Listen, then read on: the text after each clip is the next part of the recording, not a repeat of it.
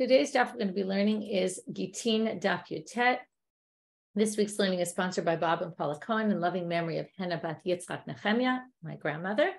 And today's learning is dedicated in memory of the 3 soldiers who were killed yesterday on the Egyptian border: Ori Yitzchak Iluz, Leah Ben Nun, and Ohad Dahan. Yehi Zichram Baruch. Hoping for a quieter week. Okay, we're going to get started with our case of, before we get started, someone asked before class, so I will review this. The study guides are done in a particular way if you're newer, and I haven't explained this in a while, so it's a good time to explain. The study guides are all in Hebrew. It's been a bit of a challenge to be able to translate them into English because they're mostly based on the words of the Gemara, and it would be complicated to do, but they are in Hebrew. They should help you in terms of organizing, charting out, showing where there's question answer, how the sugya works in together. Sometimes we get lost and sidetracked.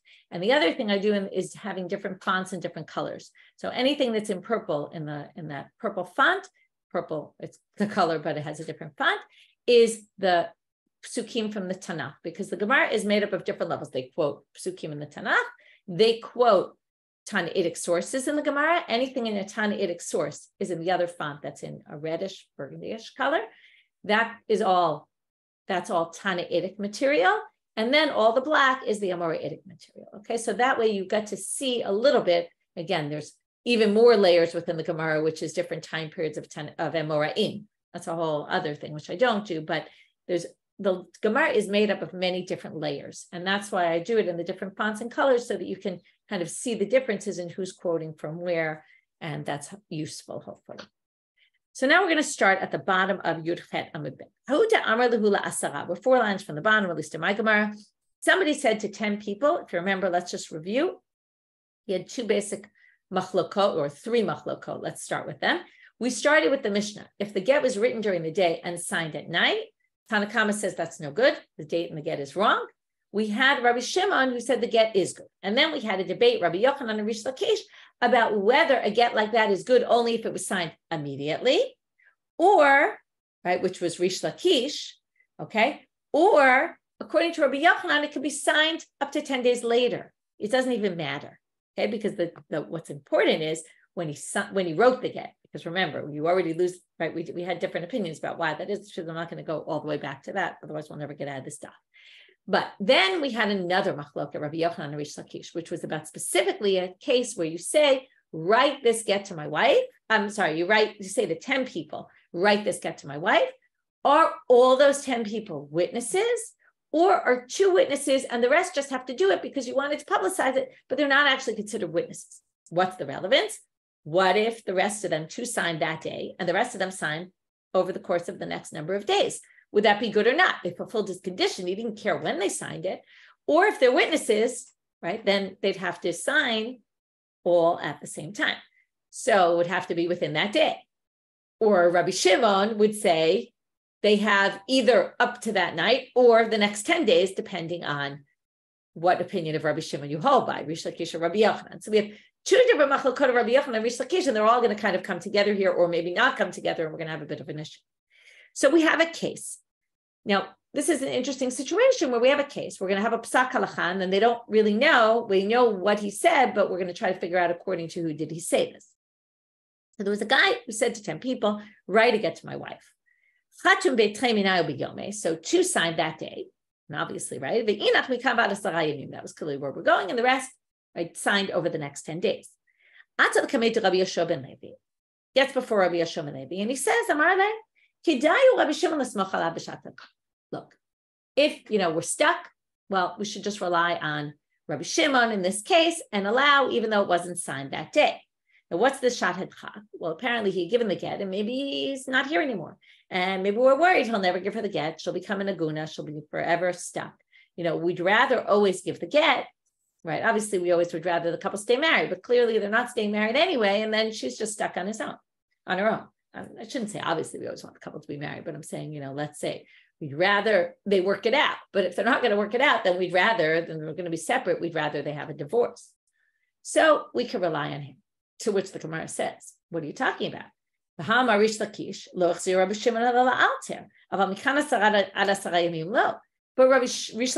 explanation of him, why they're saying this, we'll see in a minute. Rish Lakish's explanation is that even though he permitted nechtav bayom nechtam balayla, they signed at night is okay, only if they signed at night. But if they sign down 10 days later or up to 10 days later, that doesn't work. So how could we possibly allow this? So they said, on that issue, Rabbi Yochanan Svirale. On that issue, he holds like Rabbi Yochanan. Now, why are we saying on that issue? Because clearly on the other issue, he was holding like Rish Lakish. Because if he wasn't holding like Rish Lakish, remember, Rish Lakish said, you say to 10 people, write this get, you're all witnesses. If he was holding like Rabbi Yochanan, you wouldn't need to say, oh, we can rely on Rabbi Shimon because of the Aguna issue. You would just say it's totally permitted because only 2 are witnesses and the rest are Mishum T'nai. So they say, right? So basically they're going to say, oh, he holds like Rabbi Yochanan on Rabbi Yochanan's understanding of Rish Lakish, that when Rabbi Shimon, of his understanding of Rabbi Shimon, when Rabbi Shimon says you have till the next night is fine, not only the next night, up to 10 days, it doesn't matter. Because all that matters is that the date matches the day it started to be written. So now they say, well, if he holds like Rabbi Yochanan, then again, this whole thing is useless. Because if he holds like Rabbi Yochanan, Hamar Rabbi Yochanan, Shnai Mishum Eidim V'kulam Mishum T'nai. And then you don't need any of this. You don't need to say it was a leniency. You say this is the halacha. You don't even need the others to sign. So the obvious answer is Bahu Karish Lakish Sviralahu. No. When it came to the issue of Imru Amar Lasara Kitvu Get Ishti, says to 10 people, right? I get to my wife. On that issue, Rabbi Yeshua ben Levi held like Rish Lakish, which is what caused him to say, since they're all Mishum Eidim, then he had to say we have to rely on Rabbi Shimon. But when it came to Rabbi Shimon's explanation, he relies on Rabbi Yochanan. So it's a little bit confusing, right? Because he holds like Rish Lakish. That's why I set it up in the beginning. Why I say here are the 2 different machlokot of Rabbi Yochanan and Rish Lakish, and basically he's going to hold like Rish Lakish on how to understand Rish Lakish on 10 people. They're all Mishum Eidim, but Rabbi Yochanan in terms of the way he understood Rabbi Shimon. And then we get to basically the lenient position, which is we can rely on this lenient position and let the Eidim go up to 10 days. But it definitely would have been easier to say he holds like Rabbi Yochanan that the other 8 don't even need to sign on that same day because they're just fulfilling his condition. But he didn't hold that way, so he couldn't say the simple answer. Now we're moving on to a new mission. And the basic topic of this mission is, with what can you write the get, and on what can you write the get?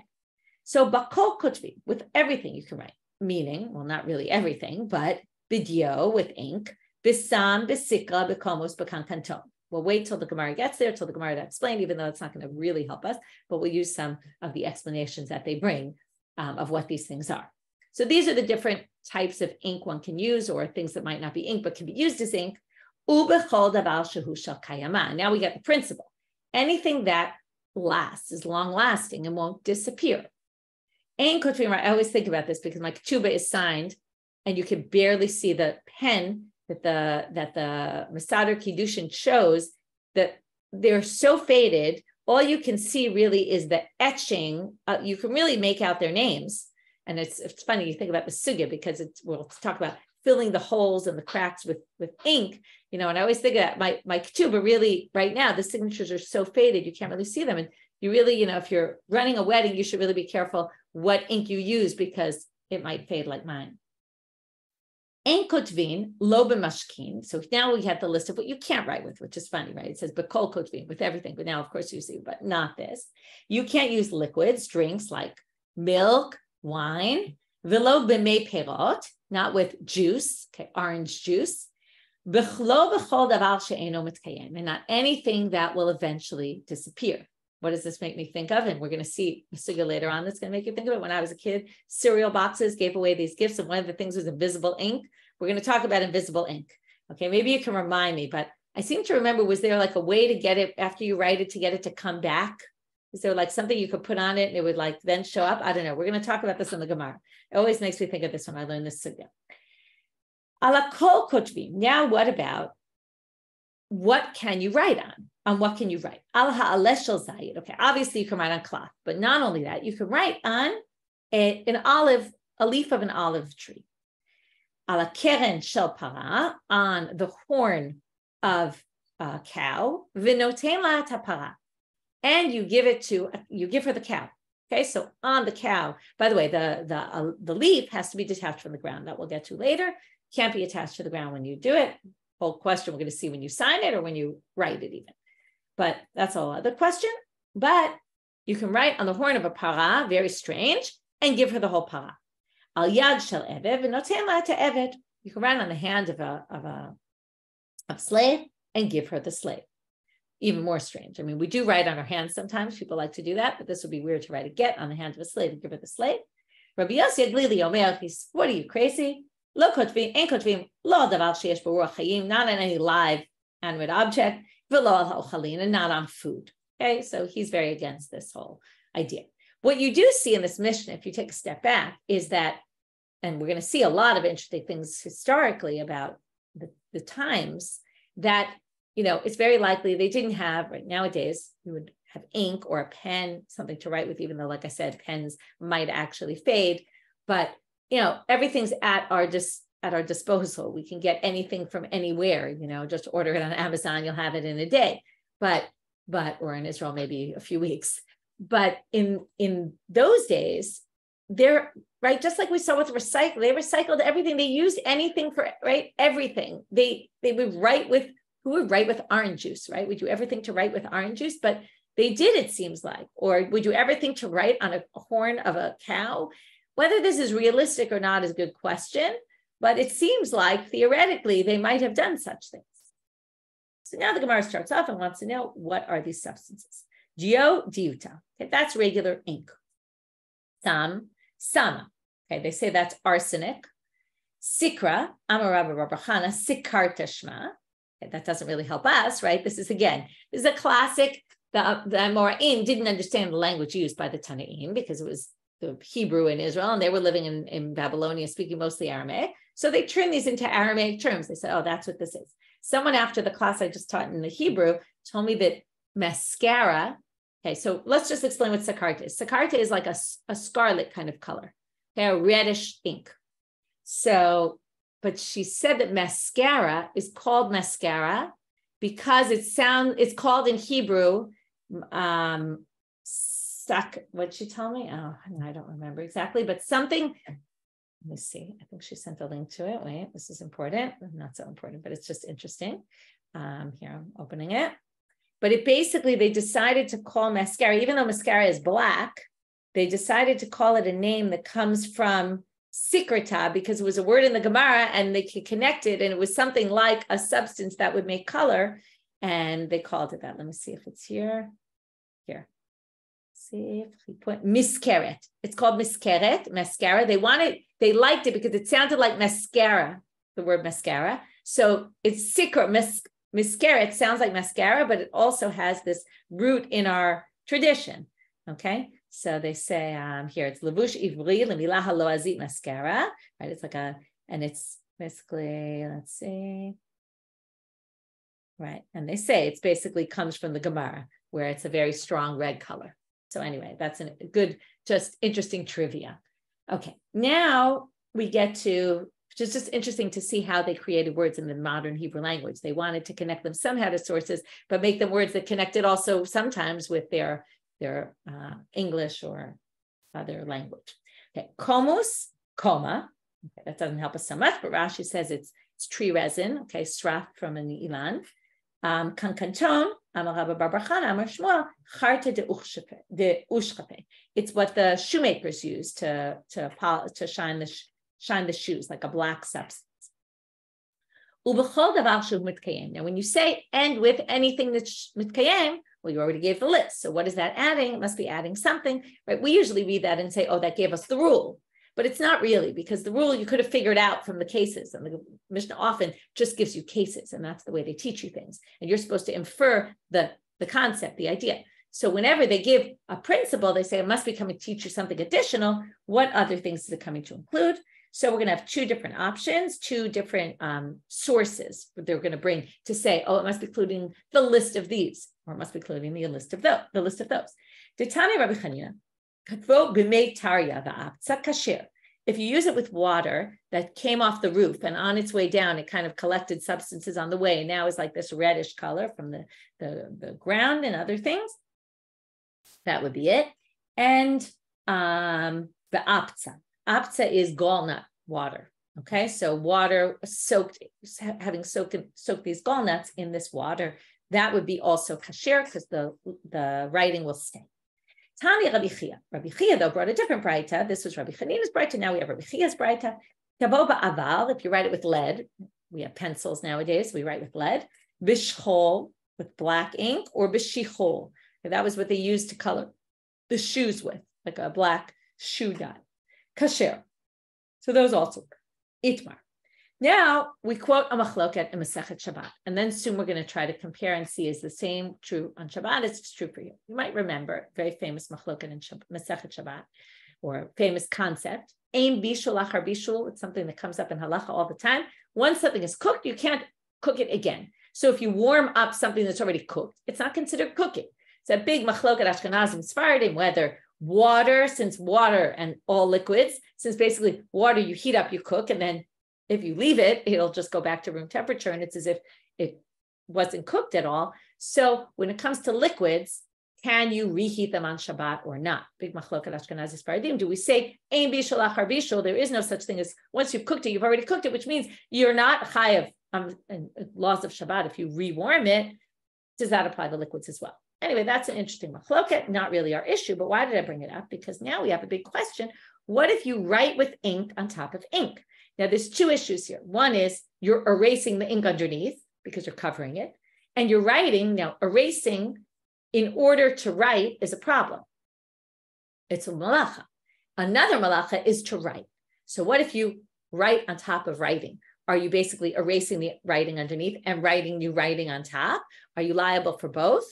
Or are you liable for none because it's already written and there's no point to, what's the point of writing something on something that's already written? That doesn't do anything. Right? If I take your letter and I write right on top of it, I've done nothing. And then we're going to apply this or try to apply it to laws of get, which we'll get to the issue of what if someone can't write? Can you write out the letters for them and they can write on top, sign on top, and would that work as signatures on the get? So Itmar, Hamavir Gio al gabe sikra b'Shabbat. If you take black ink and put it on top of red ink, now we always think of red ink teachers and they write it so it's really noticeable, but actually it's lighter than black ink. So Rabbi Yochanan and Rish Lakish to Amrei Travayu, both Rabbi Yochanan and Rish Lakish remember this because we're going to come back to them. Hayav Stein, echad b'shum kotev, echad b'shum mochet. You're liable twice because you basically erased the red and you wrote the black because the black is stronger than the red, so it is considered writing in this case.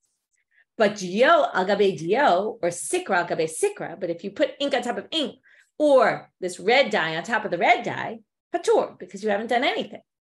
Sikra al gabe dio, what if you put red on top of black? So amra la chayav, amra la patur. Some people say you're liable, some you're obligated, some people say you're not. To bring a guy, what we're talking about here, talking about when you did it bishkaga accidentally, you have to bring a korban. Amra la chayav mocheku. The one who says chayav is because you erased, because you made it lighter. Amra la patur mekalkelhu. The other one says no, it's not. Mochek has to be a positive. It has to be you erased in order to do something positive. In this case, you just ruined it. Ruining is not a malacha, so you wouldn't have to bring a korban. Now we get to our issue. Rish Lakish asked Rabbi Yochanan the following question. Edim she'ein yodim lachtom. So now I told you we get to this. So if we have no witnesses who know how to sign, they can't sign their names. Okay, maybe the question is who's writing the original, but maybe it's the husband himself. Maybe there's one person and not two. Maybe it's a relative of the husband who knows how to write and nobody else can sign this gift. So it could be also a relative of the woman. I'm just kind of getting all possibilities about disqualified witnesses, but they could write. So So theoretically, based on what we just learned in Masechet Shabbat, what if I write in red? Let's say there's only women who know how to write, right? So when the women can't be witnesses, so I write in red, and then come the kosher witnesses and they put in they just put ink on top of where I wrote in red. Ktav elyon ktav, oeno ktav. Do we view this as writing or not? So if I use black on top of red, they use that. Adam used the black on top of the red. What do we learn in terms of Masechet Shabbat? It's considered writing, so this should work. Or maybe not. So Amarle, Rabbi Yochanan says, eino ktav. Now, based on what Rabbi Yochanan said previously, it should be ktav. So Rish Lakish and Rabbi Yochanan had said it should work. Again, work on Shabbat, meaning it's effective to actually make you liable to bring a sacrifice. So Amalei, so Rish Lakish says to Rabbi Yochanan, I don't get it. Haloli maditanu Rabbeinu, didn't you teach us Ktav Elyon, Ktav Linyan Shabbat? If I write with black on top of that red, it should work. Amalei, so he says to him, and this is a really big line, get prepared for this. Just because we think that this is this Tav al Gabei Ktav, what we're going to allow a get to be written in this manner? Now, okay, first of all, it's very interesting. I didn't have a chance to look this up more, but I did remember there's a very famous story that I couldn't forget in the 4th chapter of Gitin. It's Lamed something here. It's Lamed Zayin. Okay, there's a story with Rabbi Yochanan and Rish Lakish. Maybe it's not Rish Lakish, but there's this crazy story. Anyway, we'll get to it. You have something to look forward to in the 4th chapter. And there also, they say, but don't you hold this way? And he wouldn't act upon what he held by. And he says, so that whole line is a very interesting line. It's saying we can sit and learn in the Beit Midrash, okay? But not every commentary that we offer in the Beit Midrash should be practically implemented, okay? That we might think that this is the way we understand the sugya, but it doesn't mean that we're going to take it out to the Beit Midrash, to the street and use it on the street. This case, though, is a little bit different. Because this case, he said, when it comes practically, we are going to use this explanation because we are going to say that you're liable for sacrifices. We're going to make you bring a sacrifice. So, in fact, here it seems like he should have used the more that the line that we've seen in other places. We might say lechumra, but lekula miamrina, right? We might be stringent and say, listen, you might have just gone against laws of Shabbat, and you should bring a sacrifice, but, which by the way, adds a whole other question. You're not supposed to bring a sacrifice if you're not actually obligated to sacrifice. But also you have to remember, Rabbi Yochanan was also talking only theoretically, then there was no temple. So that was all a theoretical discussion. Whereas the discussion about the get was a very practical discussion, but again, it's also lekula, to say, oh, the get is a good get. He wasn't so willing to do it, to be lenient. So it's interesting that they didn't use that language, and he specifically used this language, which again is a difficult language, as opposed to where we started today with mishum get. We're going to be much more lenient and allow things just because we're stuck. He's saying again, like in an ideal situation, don't use witnesses like this, right? The question is, if it was already done in this way, what would he say? That might be different. Okay. Anyway, that's a very interesting line. But what I really wanted to do, which I just didn't have a chance because it was after Shabbat and I just didn't have a chance to get to it, but I'm inviting you all to do this, which is do a search on Sefaria in the Gemara for and see if, because it's specifically what I remembered, and that's why I did look ahead when I was preparing this. I remembered it was Rabbi Yochanan who said it. I wanted to clarify, and it was. And I wonder if he's quoted saying this in other cases as well. If other people use this phrase, or it's just something known to Rabbi Yochanan, it's a worthwhile search. Okay, and anyone who wants to share it with me, feel free. Okay, Itmar. So now we're going to have another machloket here. Edim she'ein yodim lachtom. Now we're going to get to this whole topic that we just mentioned, which Lakish asked Rabbi Yochanan. So what do we do? Okay, and there's a study guide today which kind of charts this out, the different options of what we do if we don't have witnesses who know how to sign. How do we get this signed? And we already saw some of these opinions before on Daf Tet. How did we get to this on Daf Tet? Because on Daf Tet, we had all the things where get, nashim, and shechrur avadim, and the emancipation document, and get a woman are the same and different from all other shtarot. And then we said, why did he give numbers? 3, because 3, not 4. That was Rabbi Meir said 4. And why 4? 4, not what? And they said, oh, not this case. Because this case, there's a debate whether it applies across the board or just by Gitei Nashim. Okay, so here we're going to see something that what do you do if people can't sign? Is it unique to get Nashim and not emancipation of slaves and not the rest of them, which then wouldn't fit in that Mishnah, or not? Or is it the same for, according to the other opinion, Tanakama, it's going to be the same for get Nashim, for Shechur Avadim, and for all other shtarot. So either opinion you choose is not going to split along the lines of get Nashim and emancipation of slaves versus all the rest. And that's why we had this whole sugya already. We're going to see it again. So Rav Amal, Mikar'in lehem niyar chalak, v'umalim et hakra'im dio. This, I actually explained this in one way when we learned it on Daf Tet. Now I actually saw that there's 2 explanations of how to read this. Could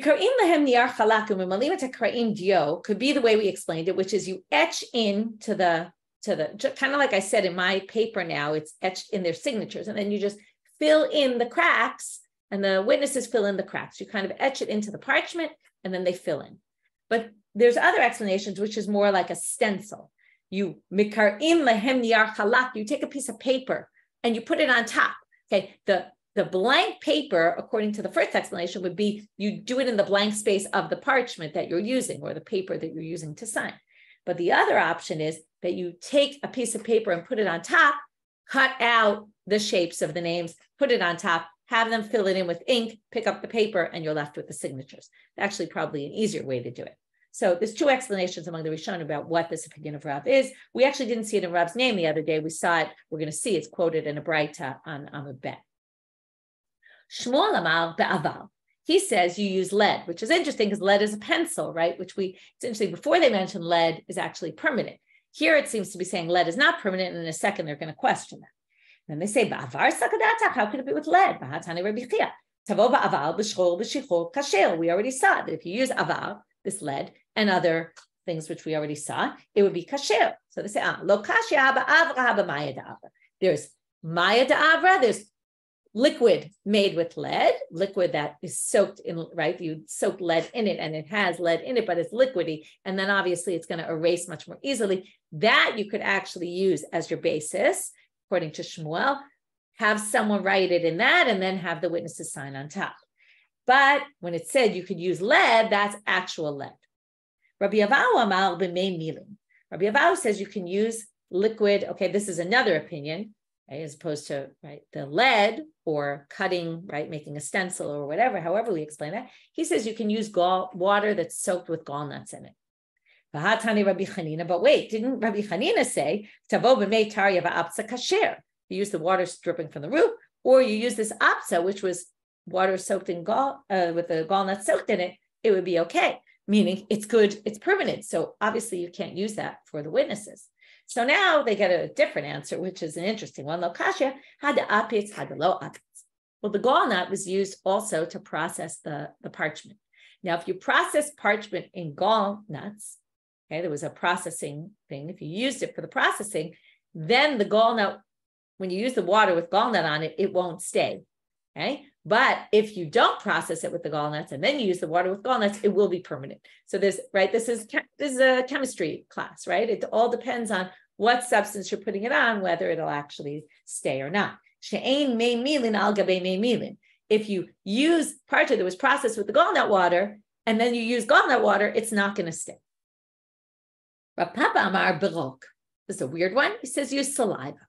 Okay, put saliva. I don't know how exactly you do that, but put saliva where it's translucent at least, right? And then it makes sense that, or transparent, really, right? You wouldn't, or it would have to be, I guess, translucent. You have to see it somewhat, but not too much. He also taught this Papa, who was the one who led the oxen, birok, that you could do it with rock. Okay, and this only works though by get. Aval b'shtarot lo, and this is what we saw the machloket on Daf Tet. Right now, they're telling you this doesn't work for other documents, only for a get. Why is that? Again, we're going to be lenient when it comes to get. If we don't have people to sign, so we're going to let it be done another way. But and we're going to see, how do we know this? Someone used saliva in other documents, and Rav Kahana gave him lashes. He said, "What are you doing? Okay, you can't put saliva on and then have the witnesses sign. You have to have witnesses who know how to sign their names." So you see here that it's only with get and not other documents. Now Rav had said, so now Tanya Kavatei de Rav. We're going to bring a Braita that supports Rav. And this is the Braita we saw in Daf Tet. Edim she'ein yodim lachtom, mekarim lahem niyar chalak. If the edim don't know how to sign, we tear paper.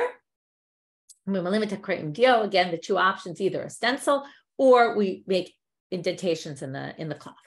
And there he didn't distinguish, if you notice, between get and all other documents. And this supports Rav because that's Rav's position, that you can do this.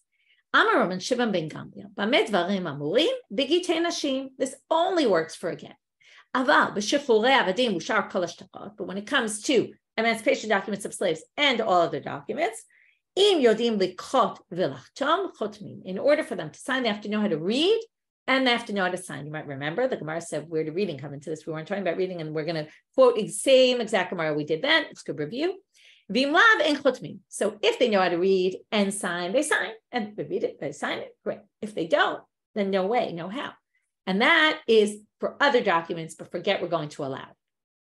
So Karya Mandachashma, where did he all of a sudden bring in writing? Who was talking about reading? No one was talking about reading. So you have to assume there were words missing, and this is how the beginning of the Braita should read. Edim, she'ein yodim likhot. We're adding a line here. If you didn't know how to read, what do we do? And we're going to talk about this later. Does this really work? And in what situation does it work? But yeah, you can sign a document that you can't read. Imagine you know how to sign. I was thinking like a little kid. One of the first things you learn when you start to write is how to write your name. You might not know how to read, but you might know how to write your own name. So if you can't read, okay, we're going to see later, by the way, that not being able to read doesn't just mean you're illiterate. It could mean that you can't read anymore because your eyes have gone bad, okay? And that's a possible reason why you can't read. So if you can't read, somebody reads it for you and then you sign.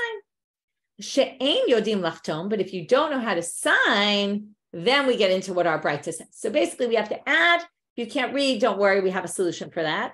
We read to you and then you can sign. And if you don't know how to sign, then you do this thing with the stencil or however we said. And yes, we do get to symbols later. We'll talk about that later. Right, so just to clarify, you could theoretically, some people sign their names with symbols. So that was also, if you don't know how to write, at least maybe you know how to make a picture. Amar Rabbi Shimon ben Gamliel. Right, you might look at lots of people's signatures and say, I can't really believe that's writing. It's also true. Amar Rabbi Shimon ben Gamliel. Bamed dvarim amurim. Now we're just continuing in the Braita according to our new reading. Bigitei nashim. Okay, that so far is no different. We're going to distinguish between get nashim and everything else. Everything else, im yodim likot v'lachtom chotmim v'im lav ein chotmim. This is exactly what it said. Now it just makes sense because it's after the Tanna Kamma already talked about reading. Now he says you have to read, you have to write. There's no such thing on a regular document of having someone read the document to you. That does not work, no way, no how. And also not signing. And again, only when it's a get because of agunot. Amar Rabbi Elazar, my time at Rabbi Shimon ben Gamliel. So now Rabbi Elazar says, what's his reason? And this we know already. Shelo Yehu benot Yisrael agunot. But if you didn't believe me, right here it says explicitly, we don't want Jewish women to be agunot. Right? So we're going to see this theme all throughout, despite the fact that we're going to see there are many cases where women could be agunot, and the halacha does have certain built-in features that could create situations of agunot. But the rabbis, knowing all that, try very hard to avoid situations of agunot and do whatever they can to try to whatever they can is interesting, right? How far can they go? But they try their best to avoid situations like this. And that means, right, in this case, you see very clearly, according to Rashbag, this is no good in a regular document. But when it comes to get, we're going to allow things that we don't allow in other places. Amar Rabba, halakha ke Rashbag, and Rabba holds like Rashbag. You have to remember, Rashbag is more stringent, though. He's lenient because he's saying we're going to be lenient in get as opposed to other things, but Tanna Kamma thinks this works anyway. It works even in other documents.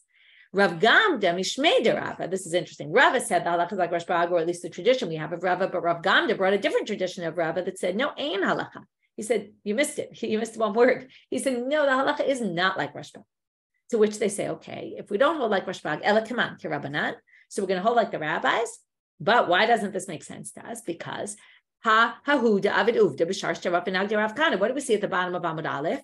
That somebody had this get. They did the signatures by putting some ink, right, and putting some saliva, and then the Eidim signed above, and it wasn't a get. And what did Rav Kahana do? Gave him lashes.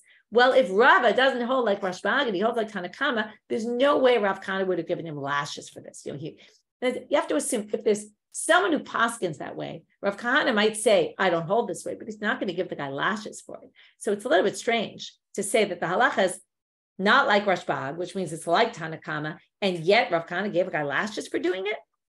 So Tirgama Akriya. They said is when he said the halacha is not like Rashbag, they meant about the reading part, not about the signing. The signing part, it's okay. But the reading part, we're going to hold, let me just see. About the reading part, we can hold like Tanakama. If you don't know how to read, we can read it for you. But if you don't know how to sign, we don't hold like them. On other shtarot, it's not going to work. In other words, the signing can't be resolved on a regular document, only on a shtar. The reading we can deal with. We can read it to you and you can sign. But if you can't sign, we're not going to allow it.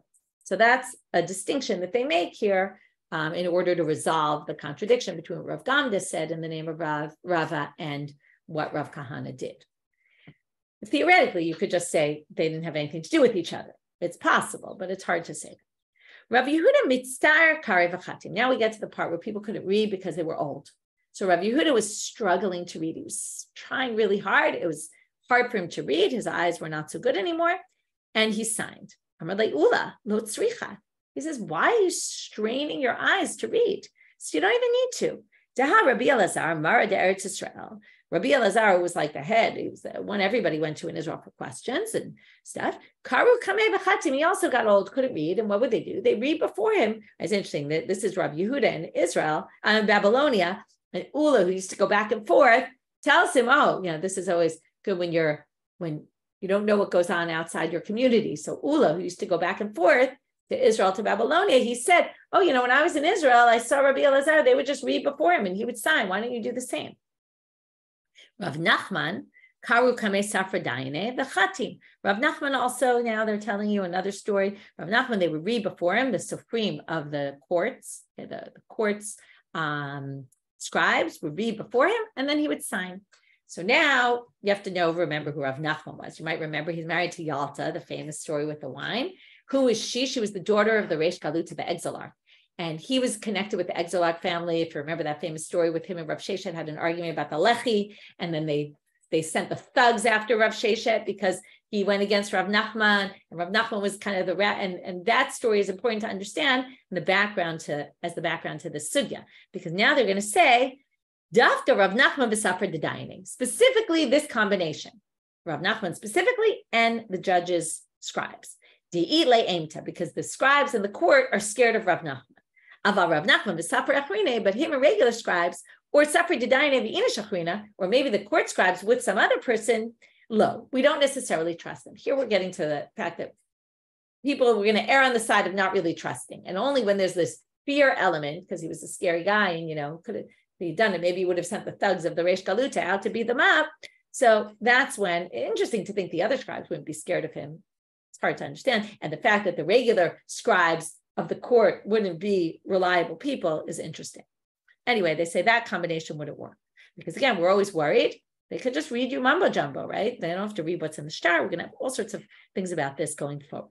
So Rav Papa Kiava Atakame Shtar Parsa. The Avi Berakaot Shel Kutim, you might have in your text, Shel of Kochavim, Docholim, Goyim. There's all sorts of this always gets changed because of the censorship.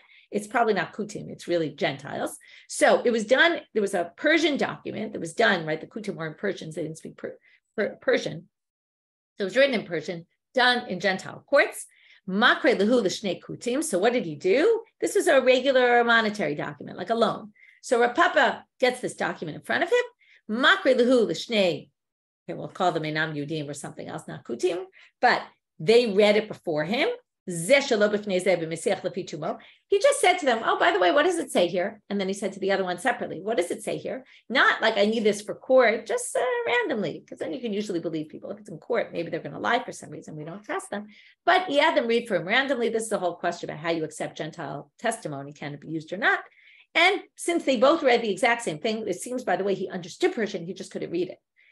And he allowed the loan to be collected even from lien property. That means it's a very strong contract. He believed it. He relied on it. Amar Avashi, Amar li Rav Huna bar Natan. He said to me, Hachi Amar Amimar. Amimar told me, Hai Shtara Parsa, the Chatam Alei Saadei Yisrael. What if you have Jewish witnesses signed on a Persian document? Now the assumption is Jews didn't read Persian. Magbina Be'emi Mishabde. You can collect it from also lien property. So they ask, V'halo Yada Lemikre, but they don't know how to read it. Bidiyade. It could be a case where they didn't know how to read. Some Jews didn't know how to read.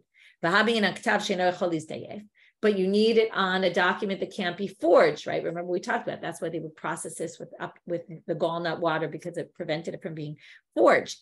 Vileka and genital documents don't usually have this. We have, by the way, this exact type of sugya before. Bida pizza, where they did treat it with the gallnut water. Remember, they left this, there was always this blank space, and we would fill in our documents with the lines so that no one could forge it and just add in another line. By the way, you owe me more money. Vilekan, they don't do that in Gentile documents. Bidimahadir, this would have to be a case where all those things exist. Otherwise, for sure, we can't collect from, right? There's a chance there's a forgery. We're definitely not going to collect it from lien property. The elamai kamashvalan. Well, if it has all those things, then what is he teaching us by telling us this story? So what you're teaching us to chol Hashem kasher, that you can machshir a get, you can a document, you can use a document that's written in a different language. Even that we have a source for. Tanina, it already says in the Tannaitic source. Getch katvo ivrit ve'edav Yavanit. It was written in Hebrew and they signed in Greek. Or Yavanit, it was written in Greek, ve'edav ivrit, but the witnesses signed in Hebrew, even though it was written in Greek. That would be our exact case, except that it was Persian instead of Greek. Kasher, it's okay. So why would you need to tell this story? It's already in an explicit source that's Tannaitic. You might have thought that's only get, because that's the case to get. And we already learned in get, we're going to be much more lenient.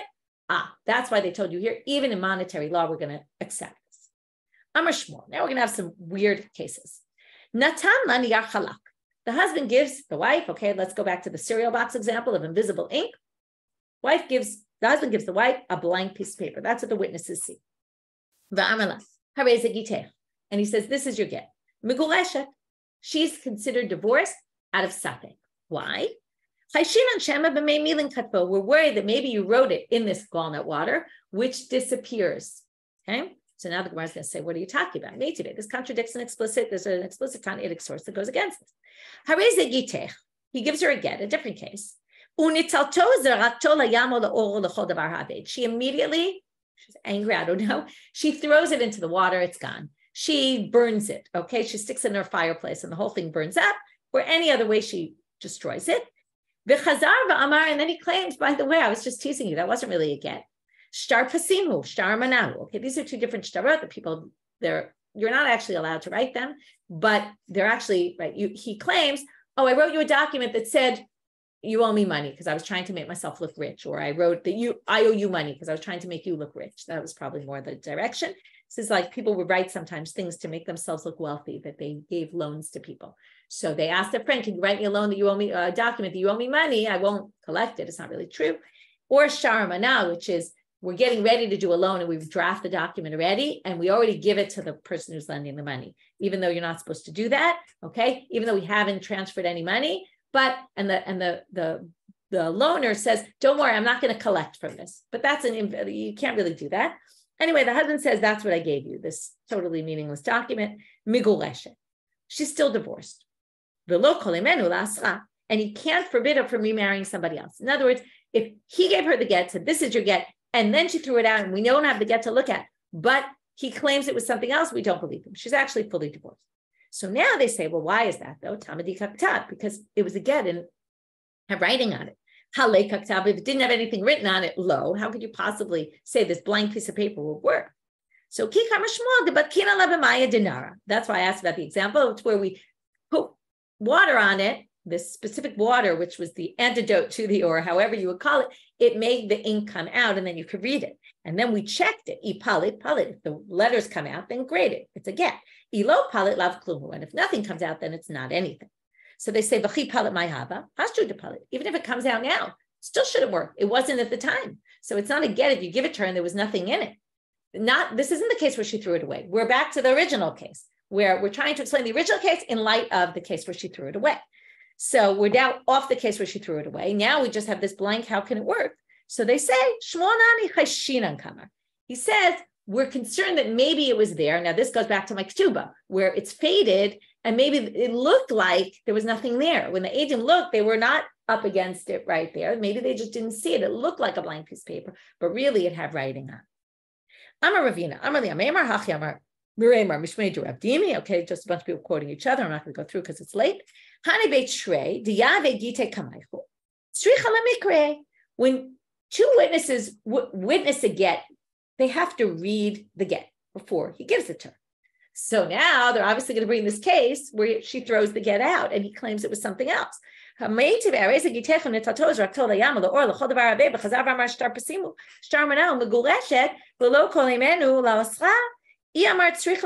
they need to read it, after the witnesses read it, how could he possibly claim it wasn't a get? Didn't the witnesses see this? Now, here's the great and line, punchline.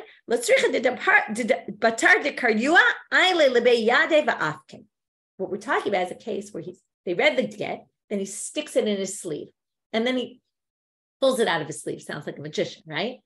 You might think that we have to worry that maybe he pulled out a different document and gave her something else. Kamash Malan, no, you don't need to worry about it. So this case is where the Eidim read it, then the husband put it in his sleeve, pulled it out of his sleeve, and gave it to her. Now, you might have to worry, again, under his sleeve he could have just tucked it under somewhere, and then he pulls it out. You don't have to worry that he pulled out something else. And if he claims it was not a get, we don't believe him. Last story for today. He throws a get in between barrels. They go to find it. He throws it at her and it goes into like her property. There were barrels there, but they want to make sure it was a get. And what do they find? They find no get. They just find a mezuzah, a cloth of a mezuzah. Amar Rav Nachman, mezuz tebeinei dani lo shchicha. Rav Nachman says, you don't usually have mezuzahs here. It must be that he threw a mezuzah and just said it's your get, and it wasn't really true. Here you start to see these stories of men that maybe were being vindictive and kind of teasing their wives. But that's only if you find one mezuzah. Aval tarte tzlat, if you find two or three, needed have hanami have. Even though it's not normal to have mezuzahs there, if you find two or three there, and this is one of them, well, you can assume that what? That really the mezuzahs were there to begin with. That's not what he threw her. So what happened to the get? We can't find it. And the get maybe got taken off by mice. We've talked about mice eating documents before. Could be that's why you can't find the document. Okay, so quick review of today's stop. We start off with the 10 and the whole thing. Does it hold like Rabbi Yochanan, and it ends up holding like Rish Lakish on that issue, Rabbi Yochanan on that issue? Then we had, that was Rabbi Yeshua ben Levi. Then we had on what can you write a get and with what can you write a get? And then we really talked about all these different substances. And then we tried to talk about what happens if, what methods can we use based on all that for signing when people can't sign. And then we got into what if you can't read. And then we got into these cases where the husband abuses, or is doing something and trying to claim it's not a get. Do we believe it? Yes or no, depending on the scenario. How does all that work? That's it for today. Wishing everybody a great and safe week.